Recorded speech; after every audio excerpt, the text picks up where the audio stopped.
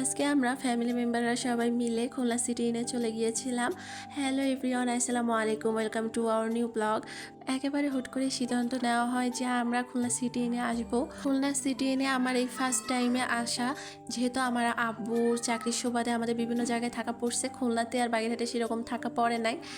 তো আমার সিটি ইনে আসা হয় নাই, এই ফার্স্ট টাইমে আসতেছে আমি খুলনা সিটি ইনে। আর ফার্স্ট টাইম এসে আমার কাছে খুবই ভালো লাগছে। খুলনা সিটির মধ্যে সব থেকে সুন্দর এবং আকর্ষণীয় 3 স্টার হোটেল হচ্ছে সিটি ইন। তো আমরা এখানে এসেই প্রথমে একটা থাই স্যুপ এবং চিকেন ফ্রাই অর্ডার করছিলাম। চিকেন ফ্রাইয়ের সাথে ফ্রেঞ্চ ফ্রাই ছিল, আর সাথে নিয়েছিলাম 2 প্রকারের ড্রিঙ্কস। আর এখানে থাই স্যুপটার ভিতরে প্রচুর পরিমাণের মাংস আর চিংড়ি মাছ দেওয়া ছিল।